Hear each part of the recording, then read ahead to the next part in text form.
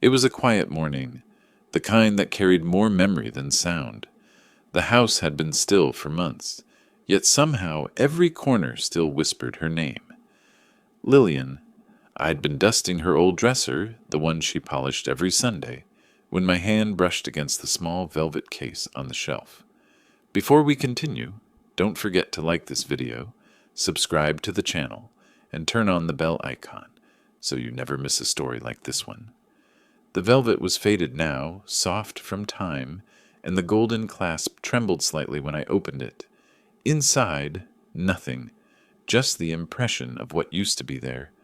My late wife's pendant, the small oval locket she wore every single day, from our wedding until the day she closed her eyes for the last time. It wasn't the kind of thing anyone could mistake or misplace. It was her heartbeat in metal, a memory made of gold. For a moment, I thought maybe it had fallen. I searched the drawer, the floor, the small space beneath the dresser where dust gathered like secrets. Nothing. The pendant wasn't missing. It had been taken. I stood there for a long time, listening to the silence, waiting for it to make sense. But silence doesn't explain. It only reminds. 2 hours later, I sat at the kitchen table, my coffee cold, my phone face down. Across the room, a photo of Lillian smiled from the mantel, her eyes kind, always forgiving, even in pictures. She'd been gone for almost 5 years, yet somehow, losing that pendant felt like losing her all over again. When my daughter Hannah arrived that afternoon, she carried the energy of someone trying too hard to be casual. "Dad, I thought I'd stop by." "It's been forever," she said, dropping her purse on the counter. I smiled faintly. "You timed it well. I was just cleaning up." She looked at the open dresser drawers, the boxes stacked on the floor, and frowned. "You're not getting rid of Mom's things, are you?" "Just dusting," I said. "The one thing's already missing." Her eyes darted, just for a second, then steadied. "What do you mean?" "The pendant," I said softly. "Her necklace. The gold one I gave her on our 25th anniversary." She froze. For a heartbeat, I saw guilt flash across her face, quick as lightning, gone as soon as it came. Then she forced a smile. "Oh, maybe you misplaced it. You've got so much old stuff, Dad." "Old stuff?" The words hit harder than I expected. I didn't argue. I just nodded, pretending I believed her. But as she talked about her fiancé Derek's new business, how exciting it was, how they needed just a little more investment, I started to understand. There was a nervous rhythm in her words, a careful way she avoided looking at me. By the time she left, my silence had said more than her entire conversation. That night, I sat in my workshop, surrounded by the smell of oak and varnish. It was where I built everything. Chairs, tables, sometimes even hope. Lillian used to sit here, sketching small designs while I worked. We built this house one room at a time, and every nail felt like a promise. But now, promises felt heavy. I opened her small wooden jewelry box, the one she carved her initials into. Empty spaces. Each piece she once loved had a place, and the pendant's absence was a wound among the rest. As I closed the lid, I noticed something faint on the inside, a small engraving I'd never paid attention to. It read, "If it's ever lost, it'll find its way home." I ran my fingers over the words, my throat tightening. She always did have a way of knowing things before they happened. The next morning, my phone rang. Unknown number. I hesitated, then answered. "Mr. Rowan?" The voice was calm, steady, older, polite. "Yes? This might sound strange, but I believe I have something that belongs to you." My heart stopped for half a second. "What is it?" There was a small pause, then the voice said, "A gold pendant, an oval one, with the initials LR on the back." I gripped the phone tighter. "Where did you get it?" The man cleared his throat.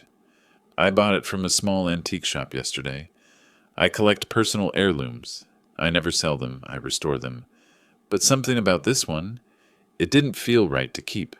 It felt like it wanted to go home." My throat went dry. Who am I speaking to?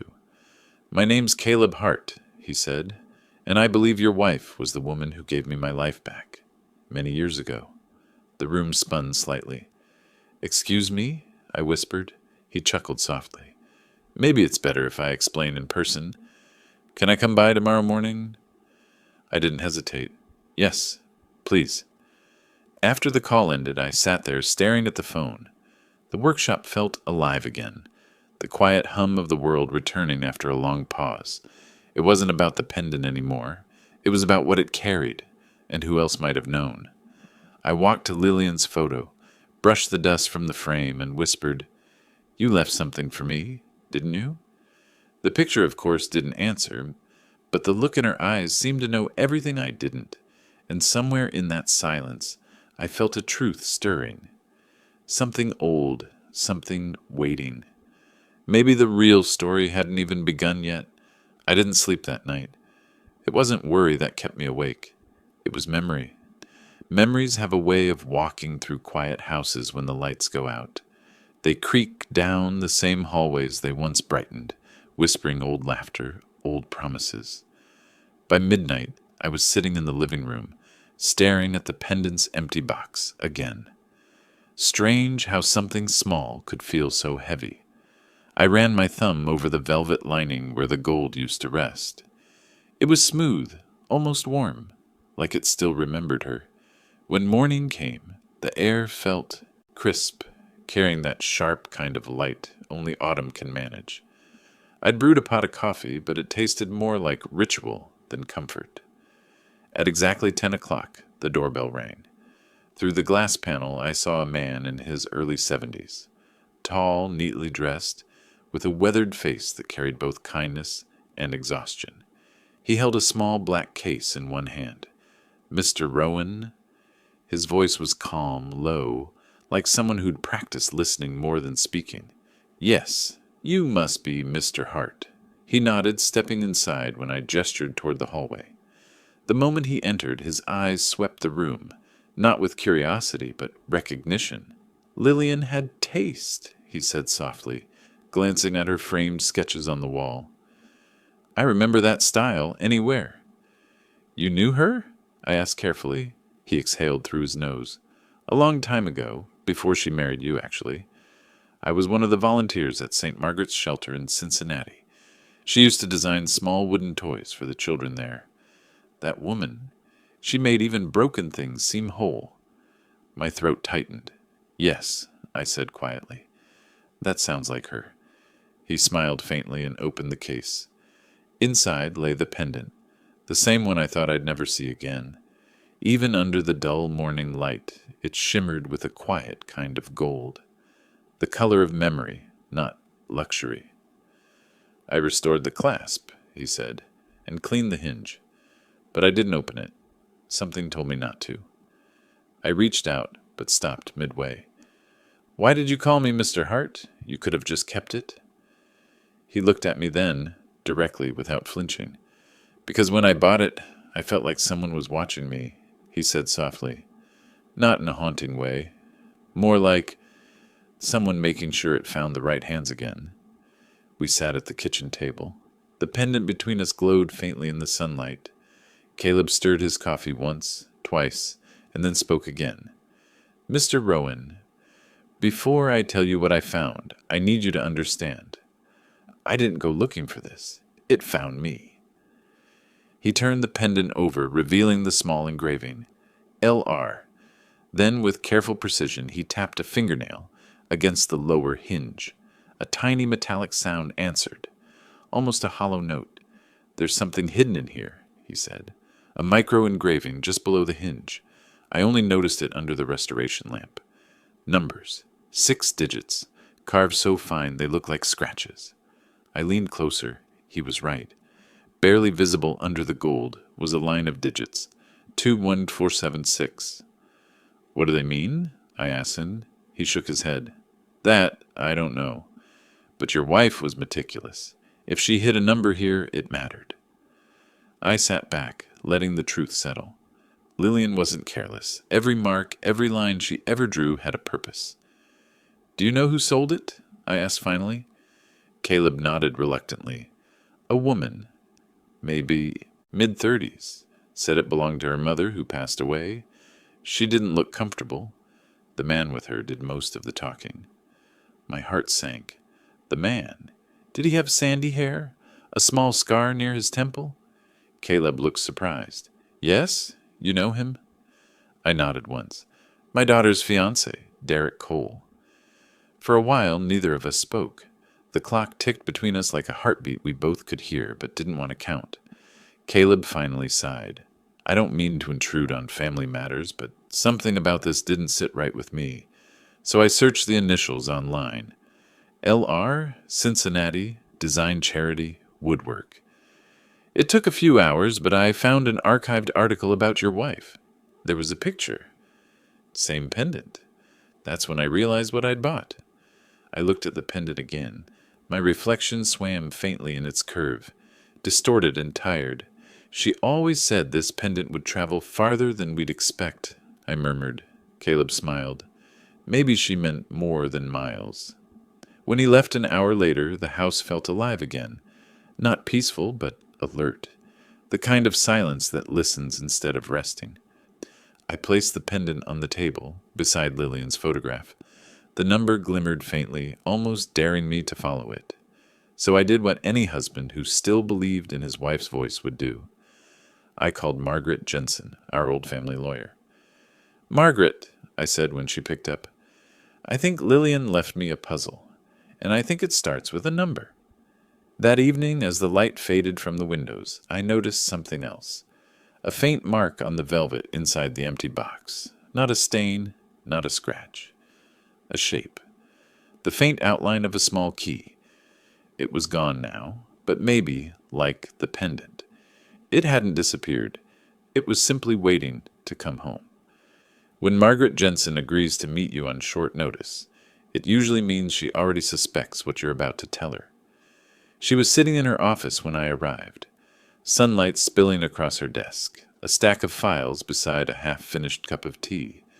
Her expression was calm, but her eyes were doing what they always did. Scanning, assembling, reading the unsaid. Frank, she said, standing to shake my hand. It's been a while. Too long, I replied. I wish it were under better circumstances. She gestured to the chair across from her. Sit. Tell me everything. So I did. About the missing pendant, Hannah's visit, the stranger's call, and the number. 476. By the time I finished, her fingers were drumming lightly against the armrest. Lillian never did anything without reason, she said. If she left a number, it was tied to something specific. And given how organized she was, I'd bet it's legal or financial. She opened her laptop and typed the number into her internal database. Nothing. Then she tried the state, property registry. Still nothing. Could it be an old case number? I asked it. She shook her head. Not 6 digits. But it could be a trust ID or something linked to a storage deed. Then she leaned back, studying me. When's the last time you went to the lake house? I frowned. Not since the funeral. Her lips curved slightly. Maybe it's time you did. The drive to the lake took nearly 3 hours. The road was quiet, winding through thick woods that still smelled of pine and rain. That cabin had been our first project together, Lillian and I. We built it when we couldn't afford much else, when all we had were borrowed tools, long weekends, and belief. She used to call it the house that listened. When I unlocked the door, the air smelled faintly of cedar and thyme. Dust caught the sunlight in lazy spirals. Everything was as we'd left it. The quilts, the coffee mugs, even the old radio that never worked right. But what caught my eye was the dresser. Her dresser. I walked toward it, the floorboards sighing beneath me. Inside the top drawer, beneath folded scarves, I found something small, a slip of paper, yellowed by years. Written in her careful handwriting were the same numbers, 476, followed by a single word, blueprints. My heart pounded slowly. Blueprints? I turned the drawer inside out, finding nothing else. But then I noticed something strange, a shallow indentation in the wood panel beneath the drawer. I pressed it lightly. It clicked. The bottom panel lifted, revealing a small metal key, tarnished but intact. Attached to it was a paper tag that read, "Workshop safe number 2, only if truth is missing." I stood still for a long moment, the words echoing, "Only if truth is missing." Back in the truck, I called Margaret again. "Found something," I said, breath short. She listened as I described the key, the label, the word blueprints. "Frank," she said slowly, "do you remember Lillian setting up any safes besides the one in your workshop?" "No," I said, "but that was 30 years ago. We might have added another, and I just forgot." She paused. "If that key says safe number 2, there has to be a first one, maybe connected through the same truss system. You still have your old safe?" "Yes." "Then we start there. Bring the key when you get back." The sun was setting by the time I reached home. The workshop looked exactly as it had the night before. Silent, patient. I turned on the lamp above my old drafting table and placed the key beside the pendant. 2 pieces of a puzzle Lillian had hidden. Inside, love itself. I unlocked the main safe, the one built into the wall behind the shelves. Inside were the usual things: insurance papers, tax records, the deed to the house. But when I moved those aside, I noticed a small, narrow slit at the back of the compartment. I slid the new key into it. It fit perfectly. A quiet click. A panel opened, and behind it, a second compartment I never knew existed. Inside were 2 envelopes, both sealed with red wax. One bore my name. The other simply said, "If found, Margaret Jensen." My hands trembled slightly as I broke the seal on mine. Inside was a single page, written in Lillian's looping script. "If you found this, it means the world has shifted, and truth has gone missing. Don't look for what was taken. Look for what was hidden. There's more to my designs than blueprints. They hold something I couldn't trust the living to protect. Follow the trust number. Find what's yours and ours." Below her signature was one last line. "The one who sold my pendant doesn't yet know what she's given away." I read it again and again. The room felt smaller. My daughter hadn't just sold a necklace. She'd sold a key to everything her mother left behind. The next morning, I took the envelope marked Margaret Jensen to her office. She opened it while I watched. Inside was a notarized instruction sheet. Legal jargon, but one phrase stood out. "Trust Registration 21476. Secondary Asset Plan, Rowan Design Foundation." Margaret looked up, eyes wide. "Frank, this is a registered design trust. If this is still active, it means Lillian set up intellectual property protections on your joint architectural work. Decades of designs, royalties, maybe more." I blinked slowly. "So the pendant was the key to all of it?" She nodded. "Yes. And whoever tried to move those assets without permission committed fraud." I leaned back in the chair, my heart heavy. It wasn't about money anymore. It was about betrayal. And the one person I never thought I'd need to protect myself from. That night, I sat again in the workshop. The pendant gleamed faintly under the lamplight, its engraving catching the glow. Lillian's voice seemed to hum through the silence. "Don't look for what was taken. Look for what was hidden." I whispered into the empty air, "I'm trying, love, but the truth's buried deeper than I thought." And somewhere in the distance, maybe only in memory, I could almost hear her reply, "Then dig slower, Frank. The right truths are never in a hurry." When Margaret called me the next morning, her voice had that careful calm lawyers use when something isn't adding up. "Frank," she said, "I went to the county archive first thing. Your wife's trust number appears in the ledger index, but the actual file, it's gone." "Gone?" "As in, signed out, never returned. According to the log, the access request came 2 months ago, and it was approved with your digital authorization." I froze. "I didn't authorize anything." "I know," she sighed. "I checked the signature. It's electronic. Someone duplicated your credentials." For a long second, I couldn't speak. There it was. Proof that this wasn't an accident or a misplaced heirloom.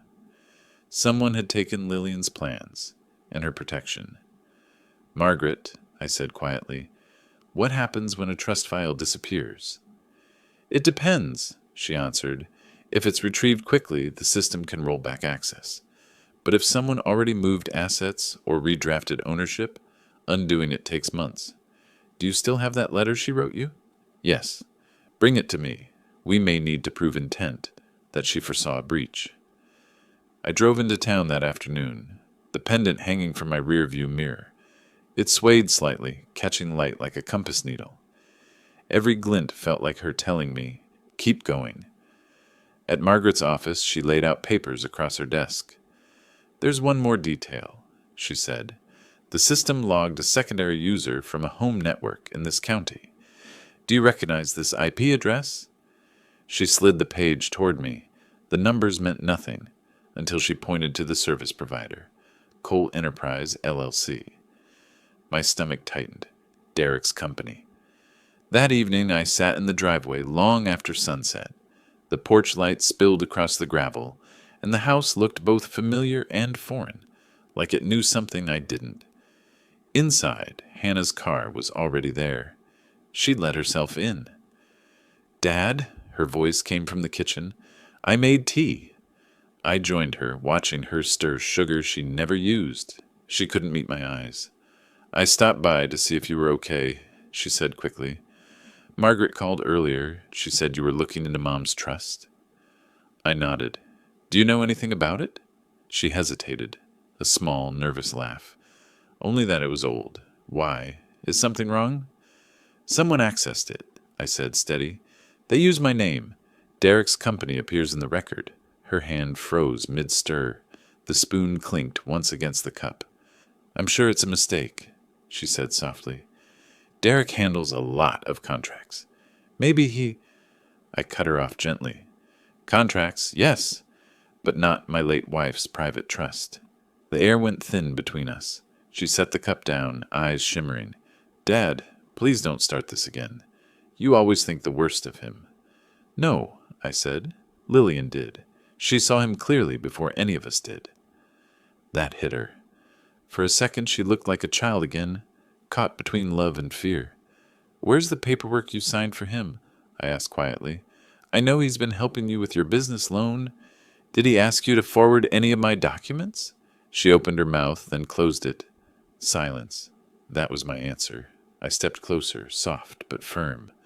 Hannah, whatever you thought you were fixing, you've made worse. He's using you, and he's using her memory. Tears slid down her cheeks. I just wanted to help him, Dad. He said it was temporary, that he'd transfer everything back. Everything? Repeated. What does that mean? She didn't answer. Later that night, after she left in tears, I went to the workshop. There's a certain kind of quiet that only Wood understands, the silence of something waiting to be shaped. I sat at my table and opened Lillian's letter again. Her handwriting had started to fade, but the meaning hadn't. Truth is a design. Hide it well enough and thieves will think it's worthless. I looked at the safe again, half expecting another secret compartment to reveal itself. Instead, I noticed a small groove behind the panel, like a removable strip. When I pulled it, a thin envelope slid out. Inside was a second note. If this reaches you too late, call Margaret. She'll know what to do with the Blueprint Archive, under my name. The Blueprint Archive. I'd never heard of it. I dialed Margaret immediately. She answered on the first ring. Frank? There's another archive, under her name only. A pause. Then, I'll check tonight. At dawn, she called back. Frank, the archive exists, but it's locked. It needs dual authentication, Lillian's and yours. Someone already tried and failed 3 times. The system's now frozen. Can it be reopened? Yes, with 1 live signature and 1 legal proxy, meaning me. But we'll need physical proof, the original blueprint seals. I frowned. Blueprint seals? Wax-stamped folders your wife used for her registered designs. Without those, the archive can't confirm authenticity. I looked around my workshop. Blueprints lined the shelves, hundreds of rolled papers marked with her initials. But only one had a red wax seal, faded, barely intact. I picked it up, heart pounding. Lillian had written across the top, "For the day the house forgets who built it." By the time I reached Margaret's office again, rain had started. The sealed blueprint felt fragile in my hands, like one wrong move could erase decades. She met me at the door, ushered me inside, scanned the seal under a UV lamp. "It's valid," she said quietly. "This will open the archive."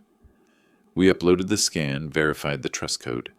The server processed, slowly, gears turning somewhere in the state database. Finally, the result appeared on screen. Rowan Design Foundation. Active status. Co-owner, Lillian Rowan. Authorized proxy, Frank Rowan. Then a second line flashed below. Unauthorized access detected. Cole Enterprise, LLC. Asset transfer failed. Evidence logged. Margaret smiled grimly. "Well, Frank, that's our smoking gun." I let out a long breath I hadn't realized I was holding. "Then we can stop him?" She nodded. "Yes, but we'll do it quietly. Let him believe you still don't know." That night, I sat by the window, the pendant in my hand, rain streaking the glass like veins of light. For the first time since Lillian's death, I felt something close to clarity. I whispered to the dark, "You hid everything in plain sight, didn't you?" The thunder outside rumbled back like an answer. I smiled faintly.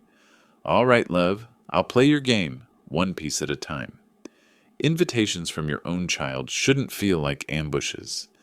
But when Hannah called that Friday night, her voice too bright, too rehearsed, I knew this wasn't about reconciliation. She said, "Dad, Derek wants to cook for you. We thought it'd be nice. You know, after everything."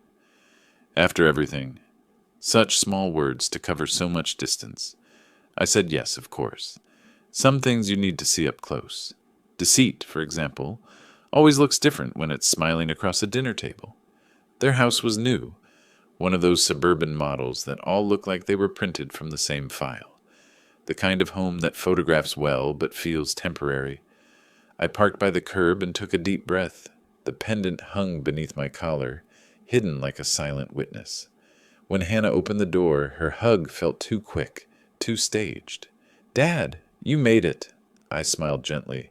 "I promised your mother I'd never turn down a home-cooked meal, remember?" She blinked at the mention of her mother. Derek appeared behind her. Crisp shirt, expensive watch, the scent of cologne that tries too hard. "Mr. Rowan," he said, extending a hand. "Glad you could come." His grip was firm. Practice dominance. "Always a pleasure," I replied evenly, especially when food's involved. He chuckled, leading me inside. Hannah made her famous roast. Famous? I almost laughed. She'd learned it from Lillian once upon a time, but apparently even recipes forget their makers after a while. Dinner began politely enough. Wine poured, meaningless compliments exchanged. Derek spoke most of the time about business ventures, future expansions, a new partnership deal that would elevate his brand. I let him talk. People like Derek hang themselves with their own words if you give them enough rope. "So, Frank," he said at last, cutting his steak with deliberate precision, "I heard you've been talking to Margaret Jensen again. Hope it's nothing serious." Hannah's fork paused midair. I smiled faintly. "Just routine estate paperwork? You know how lawyers love their paper trails." He nodded, eyes studying me too carefully. "Of course. I just wouldn't want old documents causing confusion for the younger generation." Younger generation. That's how thieves talk when they wear suits, like inheritance is evolution, not theft. "Don't worry," I said calmly. "Everything important is exactly where it belongs." He leaned back, smirking. "Glad to hear that." Hannah laughed nervously, trying to smooth the silence. "Dad, Derek's new office just got approved. Isn't that great?" "Congratulations," I said. "Does the approval include intellectual property rights, or is that still pending?" He froze for a heartbeat, then smiled wider. Ah, Margaret's been keeping you informed. Margaret, I said slowly, informs me only of things that concern me, and my late wife's designs happen to fall under that category. He placed his knife down gently. You make it sound like I've stolen something, Frank. Not yet, I said softly, but you've tried. The air thickened. Hannah's eyes darted between us, panic rising. Dad, please. It's all right, Derek interrupted, his tone syrupy. We're just having a conversation. Then to me, you can't accuse without proof. You know that. Oh, I have proof, I said, taking a sip of wine. I just haven't decided where to show it yet. He smiled again, but this time the charm cracked. You really think a few old papers and numbers can stop progress? No, I said, but they can slow down greed, and that's all I need. He laughed, sharp, nervous. You always did love your riddles. Maybe that's why Lillian hid things from you, too. That hit harder than I expected. He saw it, and he enjoyed seeing it. Careful, Derek, I said quietly. You're speaking about someone whose name still means something in this house. Hannah stood suddenly. Enough, both of you. Her voice trembled. I invited you here to make peace, not to fight over ghosts. I looked at her, then at him. Your mother isn't a ghost. She's the reason either of us can stand in a house built on her designs. Derek rolled his eyes. You talk like a preacher. It's just property, Frank. People sell things every day. Your daughter didn't do anything wrong. She sold memory, I said, and you bought it. For a moment, even he couldn't hide the flicker of guilt behind his eyes. Then he forced a laugh. You're sentimental. That's why you'll lose. I leaned forward slightly. No, Derek, I've already won. You just haven't realized it yet. The rest of dinner was noise, plates clinking, shallow words pretending to mean something.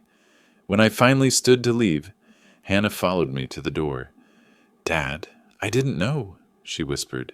He said it was legal, that it was just an update to Mom's old paperwork. I believe you, I said gently, but belief isn't enough anymore. The world's full of Dereks, and they all count on love to keep them safe. She looked down. What are you going to do? Nothing loud, I said. Nothing violent. Just architectural? She frowned. Architectural? I smiled faintly. Your mother would understand. And then I left, leaving her standing in the doorway of a house that already didn't feel like hers. Driving home, I thought about Lillian's words again. Hide it well enough, and thieves will think it's worthless. She'd built her defense into the design itself. Now all I had to do was activate it. As the road curved through the dark, the pendant glimmered faintly under the dashboard light. A reminder, a promise, a silent vow that the next move would be mine. After that dinner, sleep didn't come easily. The kind of silence that followed me home wasn't peaceful. It was heavy, like a secret sitting on my chest. I walked through the house, touching walls that still remembered her, pausing at the table where I'd left the pendant the night before. It glowed faintly under the lamplight, like it had something left to say. Lillian used to tell me that houses kept memory better than people. Every nail remembers pressure, Frank, she once said, smiling as she traced her fingers along a beam. If you ever want to find truth, follow where the pressure was strongest. That night, I decided to listen. I stepped into the workshop just after midnight. The smell of cedar and oil met me like an old friend. Sawdust clung to the air, the same smell that had followed me home for 40 years. My tools hung in perfect order. Lillian had insisted on that. Organization is just trust you can see, she'd say. I ran my hand along the workbench, feeling every dent, every scratch, until I stopped at the far end, where her initials were carved faintly into the wood. LR. Something about it felt uneven, a slight dip where there shouldn't have been one. I knelt, running my fingers beneath the plank. It moved, just barely, a millimeter of play, a hidden groove. I took a screwdriver and gently pried at the edge. The wood shifted with a soft sigh, revealing a hollow cavity beneath.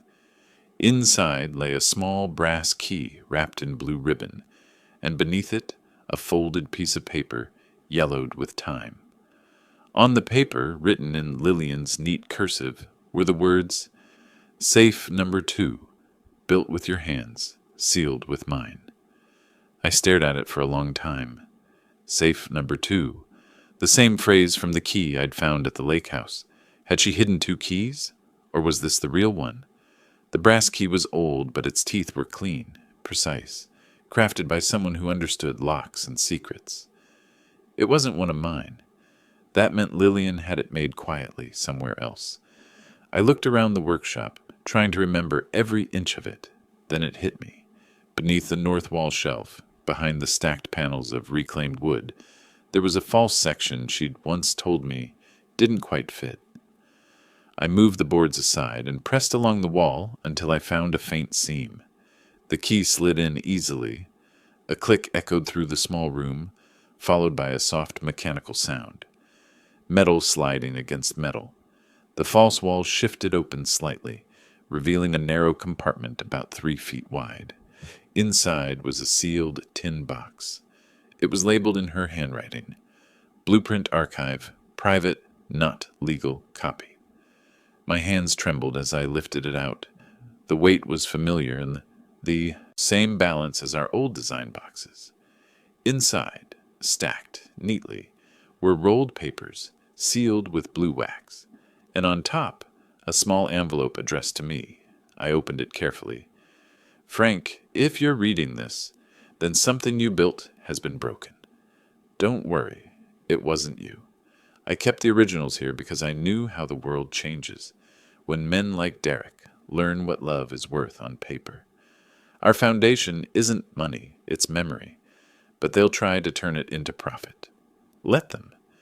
They'll never realize I built the blueprints to collapse without your signature." I blinked hard, reading that last line again. "Collapse without your signature." Lillian hadn't just protected her designs. She'd weaponized them. Every patent, every structure, every legal connection in the trust would void itself if my name wasn't signed in renewal. Anyone trying to transfer or monetize them would trigger an automatic failsafe.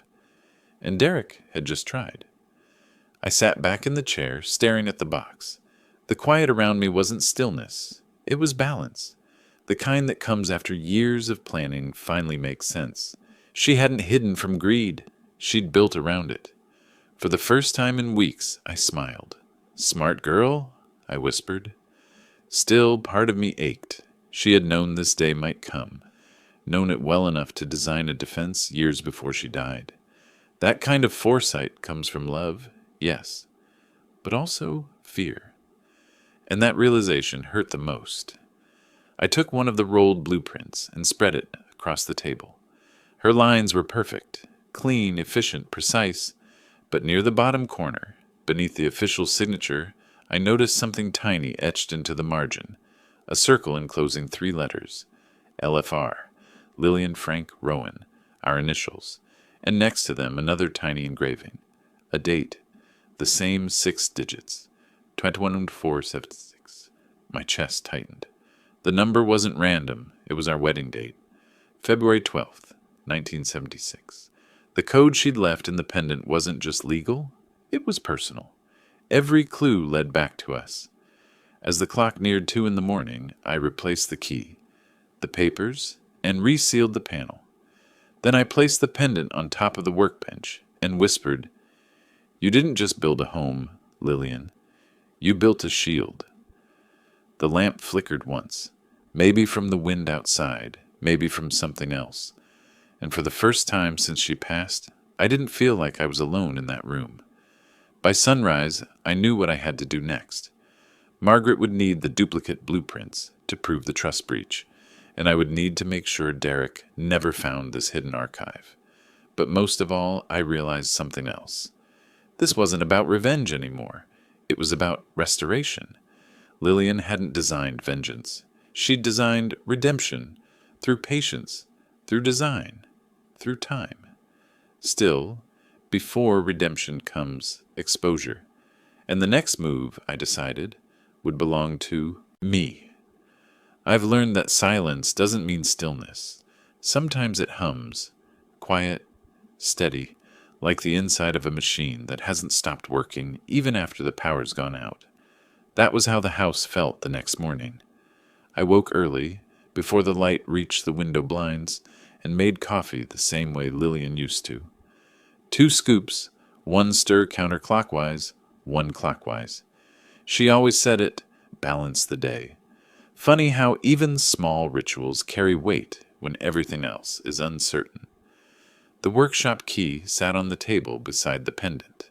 I'd kept them close all night, not out of paranoia, but respect. Lillian had hidden these pieces like a map drawn in love and fear, and I was just now learning how to read it. I called Margaret. She answered on the first ring. "You sound like you didn't sleep." "I didn't," I admitted. "But I found something. A whole archive. Her handwriting, her blueprints, and something else. There's a sealed envelope marked, 'For the day the trust breaks.'" Her breath caught. "Frank. That sounds like a legal contingency. Don't open it yet. Bring it to me. If that's what I think it is, it could be her second will." "Second will? Yes," she said. "Some people with trusts prepare 2. 1 public, 1 conditional. The conditional one only activates under breach or fraud. It's rare, but your wife was meticulous. If she suspected Derek's type long before his arrival, she might have prepared for it." I looked at the envelope again. The paper was thick, sealed with red wax, stamped in the shape of a small spiral, her mark for personal designs. "Then it's time," I said softly. "I'm bringing it to you." It was drizzling when I arrived at Margaret's office. The building smelled faintly of coffee and paper, the scent of places where truth still lived in ink.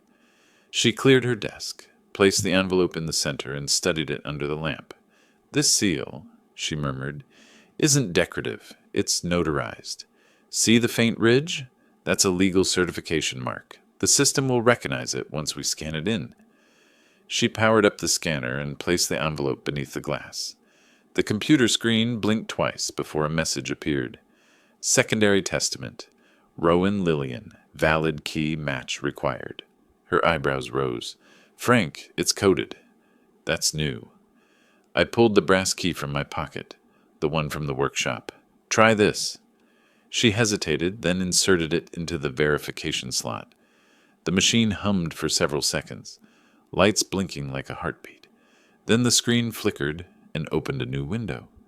There it was, a full legally binding testament dated 4 years before her death.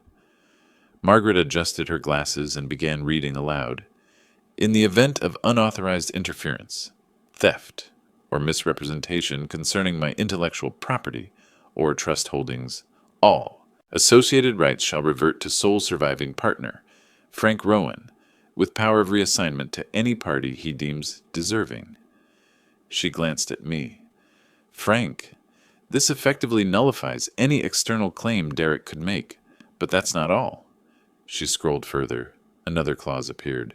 "Should the named partner be deceased, incapacitated, or unwilling, the following beneficiaries shall act as secondary executor: Hannah Rowan, under condition of independent verification of loyalty." I leaned forward. "Independent verification of loyalty." Margaret frowned. "That's not standard legal phrasing." She added that manually. We read the rest together, small paragraphs describing her intent to preserve the spirit of design over the price of design. Then at the bottom, one more line stood alone, handwritten.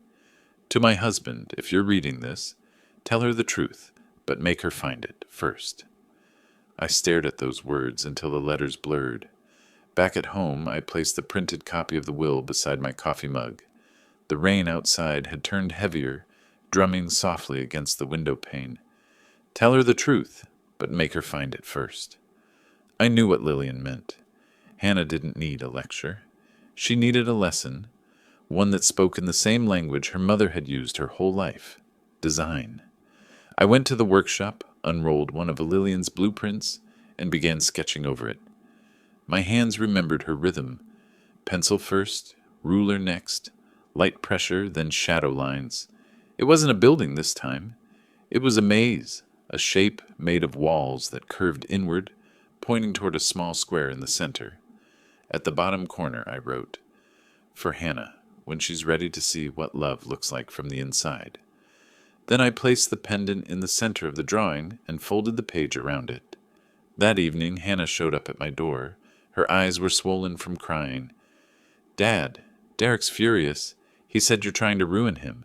He showed me emails," said Margaret is threatening to sue. "She's not threatening," I said calmly. "She's informing." "Dad, please. You don't know what you're doing." "Oh, I do," I said. "And so did your mother." She shook her head, stepping back toward the door. "You're obsessed. You think everything's a clue." I walked to the table and handed her the folded blueprint. "Then prove me wrong. Open it." She hesitated, then unfolded it. When she saw the pendant inside, her face changed. "Is this Mom's?" "Yes," I said. "And so is everything you don't yet understand." Tears filled her eyes. "Why are you doing this to me?" "Because she asked me to," I whispered. "She wanted you to see what loyalty looks like when it's tested." Hannah stood silent for a long time, her hands trembling. Then in a voice so small I barely heard it, she said, "I didn't mean to hurt you." "I know," I said, "but now you have to help me fix it." After she left, I sat at the table, staring at the space where the pendant had been. Outside, the rain slowed, tapering into a kind of quiet that felt earned. Maybe, I thought, forgiveness isn't something you give. Maybe it's something you uncover, one hidden blueprint at a time.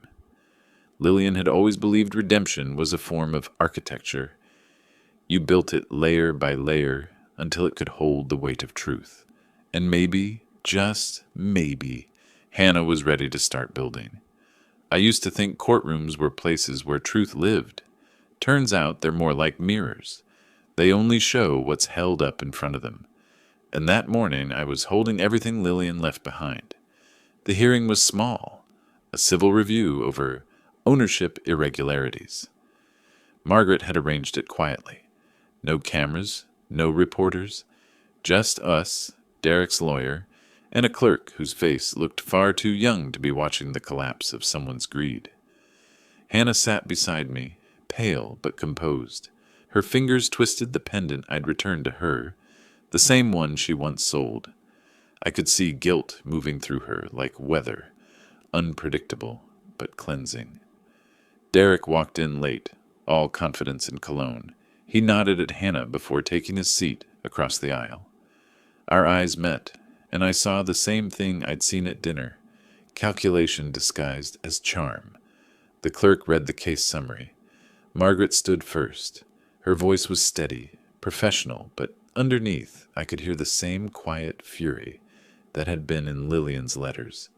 "Your Honor," she began, "my client, Mr. Frank Rowan, presents evidence of unauthorized asset manipulation concerning the Rowan Design Foundation. The opposing party, Mr. Derek Cole, accessed private files using falsified credentials, attempting to transfer ownership of protected intellectual property." She turned toward me.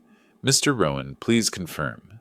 The trust code your wife established, number 2176, corresponds to your wedding date, yes?" I nodded. February 12th, 1976. She used it as our personal key. No one else knew. A murmur ran through the room. Even the clerk looked up from his monitor. There's something disarming about hearing love disguised as encryption. Derek's lawyer objected. Emotional statements have no bearing on contract law. Margaret smiled faintly. Then let's move to the contracts themselves. She opened her binder and slid 2 sets of documents onto the judge's desk. Here, she said, is Mr. Cole's version of the ownership transfer. And here is the authenticated copy from the state archive. At first glance, they looked identical, same fonts, same signatures. But Margaret tapped her pen on a small detail. Note the signature timestamp, she said. Mr. Rowan's digital key was logged at 3:42 a.m. on July 9th, while he was hospitalized. We have hospital records to verify that. The judge raised an eyebrow. Derek shifted in his chair. Margaret continued. Additionally, the metadata from the archive shows a failed upload originating from Cole Enterprises' internal server. That was the moment Derek's smile faltered. For the first time, he looked human, cornered and afraid. Then something unexpected happened. The courtroom lights flickered. The clerk frowned at his screen. Excuse me, but the digital file just disappeared. Disappeared? The judge asked. Yes, sir, the transfer document. It's gone from both drives. The system just purged it. Margaret looked at me. I looked at her. Lillian's words echoed in my mind. They'll never realize I built the blueprints to collapse without your signature. The failsafe, her self-erasing mechanism, had just triggered, wiping every falsified trace Derek created. The judge leaned forward. Mr. Cole, do you have an explanation? Derek opened his mouth, closed it, then stammered. It must be a system glitch. Margaret folded her arms. A very selective glitch. The clerk spoke again. Sir, there's also a message embedded in the deletion log. Looks handwritten. He read it aloud. Original design restored. LR. The room fell silent. For a brief, impossible second, I swear I felt her there. Not in some ghostly way, but like presence made of certainty. Derek's lawyer whispered something to him, panic creeping through polished professionalism. Then he stood and muttered, My client would like to request dismissal. The judge nodded slowly. Granted, on condition that all claims to the Rowan Design Foundation be forfeited permanently. Derek didn't argue. He just sat down, pale and shaking. For a man who loved noise, silence was his punishment. When it was over, Hannah touched my arm. Dad, that message, was that really Mom? I smiled faintly. She always signed her designs with initials, remember? But this time, she whispered, her voice breaking, she signed justice. I didn't answer. Some truths don't need explanation. They just need witnesses. Outside the courthouse, rain had turned to sunlight. It was the same street where I'd once driven her to meetings, years ago. Now it smelled like new beginnings. Hannah slipped her hand into mine. I'm sorry, Dad, for everything. I squeezed gently. You don't have to be sorry. Just be honest. That's how we rebuild. She nodded. Do you think she knew we'd end up here? I looked up at the sky, where clouds were parting into soft gold. She didn't plan the ending, I said. She planned the recovery. That evening, back home, I sat in the workshop one more time. The pendant rested on the blueprint box, catching the last light of dusk. I whispered, It's done, Lillian. Somewhere deep in the wood, I thought I heard the faintest creak, not from settling beams, but from something alive. And I knew. Her house, our house, remembered the pressure. Just like she said, there's a strange quiet that follows justice. It isn't peace, not exactly. It's more like a soft echo after thunder. When the courtroom dust settled and Derek's name was removed from every document, I should have felt victorious. Instead, I felt unfinished, because some victories aren't about winning. They're about understanding why the fight mattered in the first place. 2 days later, I drove to the lake house, the one Lillian and I had built when dreams were still small and manageable. The road felt longer this time, maybe because every mile was heavy with memory. The trees leaned closer to the road, whispering the kind of sounds that remind you how long you've been away. When I reached the cabin, the lake was perfectly still, glass without ripples. The porch creaked under my weight, as if the boards were exhaling. It smelled the same, pine, smoke, and faint lavender from the dried flowers she'd always tucked near the windowsills.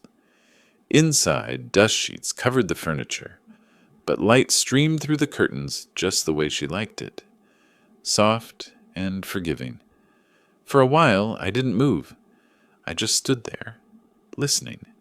Houses, I've learned, speak when you stop trying to make them perform. This one had been waiting to tell me something. I walked to the fireplace, the heart of our little world. There, above the mantel, still hung the small framed sketch she'd made the day we finished building, two hands holding a key between them. Underneath, she'd written, "The House That Listened." I ran my fingers across the wood frame, and something clicked beneath my touch. A faint shift, almost mechanical. I pressed again. The frame popped loose from the wall. Behind it was a small recess, shallow, maybe 3 inches deep. Inside lay another envelope, sealed in her usual red wax. This one had no name, only one line, scrawled in her handwriting, "For the one who stayed." My throat tightened as I opened it. Inside was a single folded page. No legal jargon this time, just her words, intimate and deliberate. If you're reading this, then you've already done what I feared and what I hoped. You found the truth. But truth, my love, was never the goal. Understanding was. I built this house to listen because I knew one day you'd need something to talk to when I wasn't here. Every creak, every hum, every gust through the window is me reminding you. Nothing built with love truly disappears. Forgive Hannah. She's not lost. She's just young in the ways of the world. Let her rebuild her faith in you, one small task at a time. And when you're ready to stop grieving, open the drawer under this hearth. It holds what I could never say out loud. I knelt down, heart hammering. There was indeed a small drawer beneath the stone hearth, something I'd never noticed. The handle was carved to look like part of the baseboard. Inside was a wooden box. On its lid, etched faintly, were the words, "Blueprint of Us." I opened it slowly. Inside were photographs. Our first home, the lake cabin in progress. Hannah as a child, holding sawdust in her hair. Beneath those photos, a thin sheet of tracing paper bore her handwriting again. Every design we made followed one rule. Tension holds it together. When tension breaks, rebuild with trust. It's stronger than steel. I sat there for a long time, staring at her handwriting through tears. I didn't try to stop. The house was silent, but not empty. It felt alive, patient, like it had been holding its breath for years, waiting for me to listen again. I stayed overnight, sitting by the fire. The night wind tapped gently against the windows, almost rhythmic.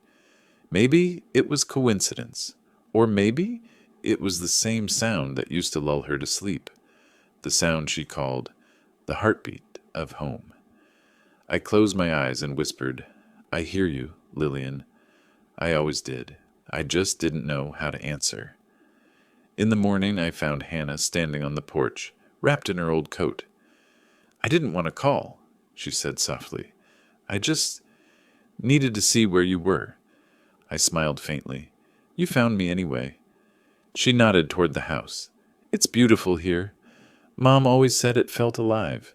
"It is," I said. "It listened to us." "It's still listening." She hesitated. "Dad."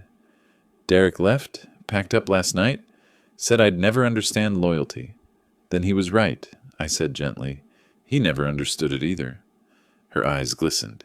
"Can we start over?" I took her hand and guided her inside. "We already are." Later, as sunlight spilled across the room, I placed the pendant back on the mantel where the sketch had been. The gold caught the light and shimmered faintly, not bright, but warm. I whispered, "You can rest now, love. The house heard you. So did I." The wind outside eased into stillness, and for the first time in years, I felt the silence again.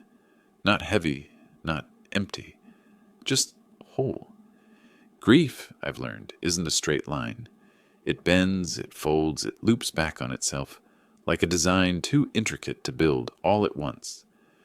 But one morning, standing in the workshop with sunlight spilling through the same window she once leaned against, I realized something. I wasn't grieving anymore. I was continuing. The house was quiet, the lake still. Even the old clock on the wall had stopped trying to fill the silence. I'd brought Lillian's box of blueprints back from the cabin. The pages smelled faintly of her perfume, lilac and ink. Each roll carried her signature precision, clean lines, patient symmetry. hope woven into geometry. As I unrolled one of the final sheets, a note fell from between the papers. It wasn't like her other letters. This one wasn't folded, just tucked carefully, as if meant to be found later. In her handwriting were only 5 words: finish what I couldn't start. No instructions, no sketches, just faith. That was Lillian. She didn't leave directions. She left invitations. For days I studied her unfinished plans. They looked like fragments of something larger, overlapping grids, half-finished patterns. Not quite a house, but not abstract either. At first I thought they were prototypes. Then after tracing her pencil marks with my own hand, I saw it, hidden beneath the structure lines, the faint outline of letters. When connected, they spelled one word: home, but not in the obvious way. Each letter was formed by walls, beams, and corridors, subtle, almost secret. She had designed a blueprint shaped like the idea of home itself. It wasn't meant to be built in brick or timber. It was meant to be built in memory. That evening, Hannah joined me in the workshop. She'd been coming more often, quietly helping organize her mother's drawings. Her eyes had softened since the hearing, the kind of softness that comes only from understanding the cost of ignorance. "Dad," she said, unrolling one of the drafts, "these don't look like buildings." "They're not," I said. "They're thoughts turned into lines." She frowned gently. "Like messages?" "Exactly. She hid them in form, the way she used to hide stories in her sketches." She smiled faintly. "You two are a strange pair." "We still are," I said. Hannah sat across from me, tracing one of the blueprints with her fingertips. "What are you going to do with all of these?" I looked at her, then at the pages, the culmination of Lillian's genius and quiet rebellion. "Build the one she left unfinished," I said. She blinked. "You mean literally?" "No," I said softly. "Not walls and windows. Something better. A space for people like her. Dreamers, designers, anyone who believes art is more than survival." I watched the thought take root in her expression. Doubt, then realization, then quiet admiration. "The Rowan Design Foundation," she whispered. "Yes," I said, "but this time we'll build it properly. No contracts, no greed, just learning, creating, remembering." The next weeks blurred into purpose. Margaret helped me re-register the trust, this time adding Hannah as co-trustee, her loyalty verified not by a signature, but by action. Caleb returned the pendant, restored to its perfect form, and offered to design its display case for the foundation's entrance. He said it should stay visible, so it keeps watching the house that listened. By spring, the new foundation studio was ready. Glass walls, open beams, a garden visible from every room. I designed it after her home blueprint, translating each letter's shape into architecture. From above, the building spelled the same word. From inside, it felt like a whisper of everything she'd ever taught me: balance, light, patience. The opening day was quiet, simple. A few of her former students came. Margaret gave a short speech. Hannah stood beside me, her hand resting lightly on my arm. When it was my turn to speak, I didn't read notes. I just looked at the small crowd and said what felt true. "This foundation isn't about design," I began. "It's about listening, the way a house listens when you build it with intention. My wife believed buildings could hold emotions the way we hold breath, and maybe she was right, because even when she was gone, she still managed to speak." I paused, letting the quiet settle. "Everything here," I continued, "was her voice. I just followed the echo." There was silence, the kind that carries meaning instead of emptiness. Then gentle applause. Not loud, not grand, respectful, the kind of sound that hums through wood and stays. That night, after everyone left, Hannah and I sat by the window of the new studio. She looked out at the stars reflecting off the lake. "I think she'd be proud," she whispered. I nodded. She already was. "Do you ever stop missing her?" she asked. "No," I said, but missing her is how I remember her correctly. It means she's still part of the blueprint. She smiled through tears. You really believe she's still here? I looked around at the building, at the light, the air, the structure itself. She never left, I said. She just changed form. Outside, the night breeze brushed through the glass panels, and for a moment, the faintest vibration rippled through the beams, as if the house was breathing, listening, answering. And I thought, maybe that's what love really is, a design you keep revising until it finally feels like home. Peace doesn't mean the world stops testing you. Sometimes it tests harder to see if the calm you've built is real or just quiet between storms. A few months after the foundation opened, my test arrived in a plain white envelope. The letter came from a firm in Chicago, a polite invitation embossed in gold. Dear Mr. Rowan, the Modern Design Institute requests your presence at the Heritage Architecture Auction this spring. We have located and authenticated an early prototype believed to be one of your wife's original works, Echo Study Number 1. Estimated value $320,000. As the surviving partner and co-creator, we invite you to verify and, if desired, reclaim or authorize public sale. At first, I thought it was a mistake. We'd cataloged every one of Lillian's registered designs in the Foundation archive. But curiosity, that old architect's disease, wouldn't let me ignore it. The auction hall was all glass and marble, expensive quiet, the kind that costs more than it comforts. I sat near the back, Hannah beside me, her hand lightly resting on mine. Margaret had flown, in too, ever the watchful lawyer. The prototype stood on a pedestal under a dome of light, an original wooden model, small enough to fit in a shoebox. Even from here I knew it was hers. Every curve, every proportion carried her signature restraint. Beauty without arrogance. Echo Study Number 1, the auctioneer said, represents the earliest stage of what would later evolve into the Rowan design philosophy. The piece was never commercially released and has remained in private possession for over 30 years. He paused for effect. Bidding starts at $100,000. Hands lifted around the room, polished, practiced gestures of people who buy sentiment like stocks. 150,000, 200,000, 250,000. Beside me, Hannah whispered, Dad, should we stop this? I shook my head. Let's see who wants her memory the most. The numbers climbed until the auctioneer announced, 350,000, going once. That's when a voice from the front interrupted. I'll double it. The room gasped softly. All eyes turned toward a man in a gray suit, silver hair, calm posture. The nameplate in front of him read, Caleb Hart. After the auction ended, no one dared outbid him, Caleb approached us in the foyer. He smiled, that same steady kindness that first brought the pendant home. Before you ask, he said, no, I didn't buy it to keep. I bought it to return. He handed me the receipt and certificate of ownership. I found the model years ago, he explained. Didn't realize it was hers until I restored it recently. But when I saw this auction listed, I recognized the design immediately. It's one of the few she signed under her maiden initials. I looked at the model again, small, elegant, perfectly proportioned, just like her.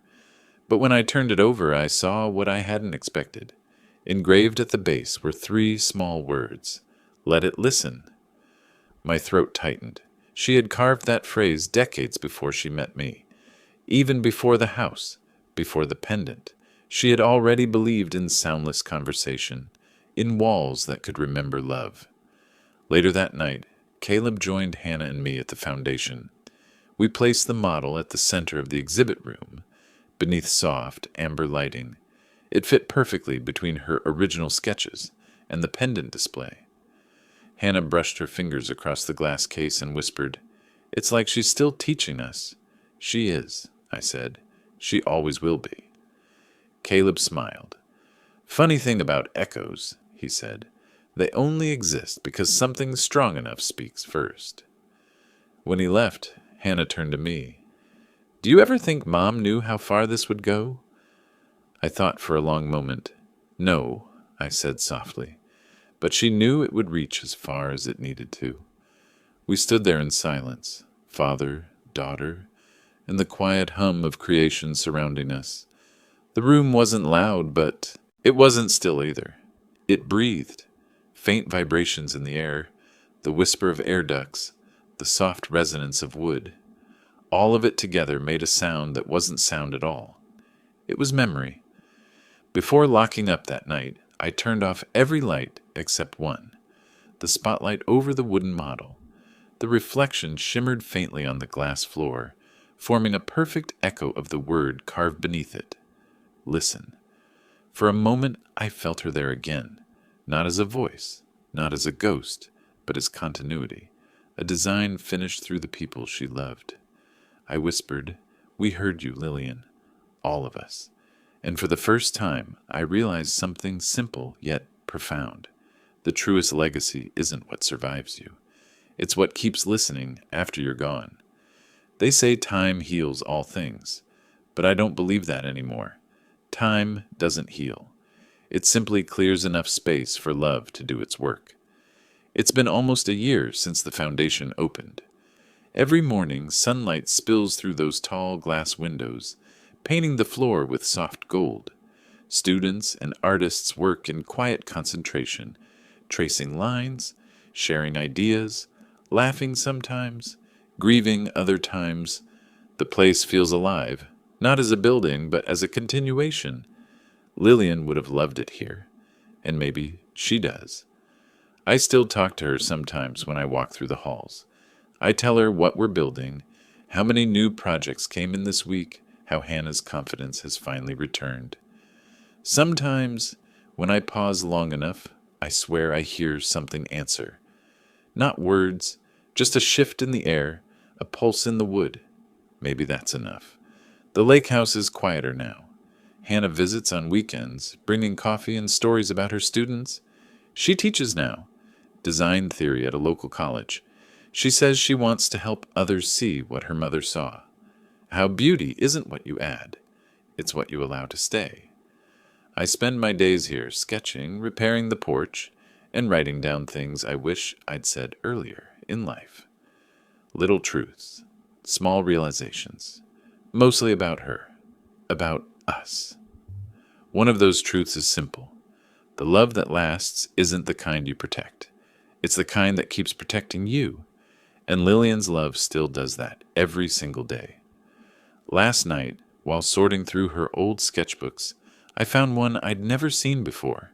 Smaller, leather-bound, pages yellowed with age. On the first page, in faint pencil, she'd written, "Blueprint of Us." Each page held a small drawing, not of houses or bridges, but moments. The night we built the first fireplace, the day Hannah was born, a page of our hands interlocked, labeled simply, "Foundation." And on the final page, a sketch of me, sitting at the drafting table, head bowed over an unfinished design. Above it, in her looping script, she wrote, "When he finds this, tell him to keep drawing." This morning I took that sketchbook to the foundation. I placed it in the main exhibit beside the pendant, her letters, and the restored model Caleb had returned. Below it I added a small plaque. Every love story leaves an architecture. This one was built in silence, held together by memory. People paused to read it. Some smiled, some didn't understand, and that was all right. Not every design is meant to be interpreted. Some are meant to be felt. Later, as dusk fell, I sat alone in the courtyard. The light from the lake shimmered across the glass walls. Inside, the foundation lights dimmed automatically, revealing the outlines of the word home in the building's design, exactly as Lillian had intended. The letters glowed faintly in the reflection of the water. Hannah came out carrying 2 cups of coffee. "Still working?" she asked, smiling. "Always," I said. She sat beside me. "I think she'd say you did it. You finished the story." I shook my head. "No, she did. I just turned the page." We sat quietly, listening to the sounds of evening. Wind brushing the lake, the creak of the old dock, the faint hum of lights shutting down. It all sounded familiar. It all sounded like her. When Hannah left for the night, I stayed behind. I went into the studio and stood before the wall where her handwriting was etched into a bronze panel, a replica of one of her old notes. Tension holds everything together, but love is the only thing that keeps it standing. I traced the letters with my fingers, closed my eyes, and whispered, "You held it all together, Lillian, even when I thought I couldn't." Then I unfolded a new sheet of paper, set my pencil down, and began to draw. No grand plans, no buildings, just lines, delicate, intersecting, forming the faint outline of two hands meeting again. As the pencil moved, I felt her there, not as a shadow, not as memory, but as presence. Like she was sitting beside me, guiding my hand, whispering every now and then, "A little softer here, Frank, a little more patience." I smiled. "Always the teacher," I murmured. The lamp flickered once, a single tremor of light. Not a warning, but a nod, and I knew beyond any doubt that this was her final lesson. Love doesn't end. It changes rooms. When the drawing was done, I signed it with both our initials, LFR, and pinned it on the wall beside her last blueprint. The two sketches faced each other, one unfinished, one complete, two halves of the same voice. Outside, the lake reflected the stars. The wind moved gently through the trees, and somewhere deep inside the building, the faintest sound resonated, a small creak like a heartbeat. The house was listening again,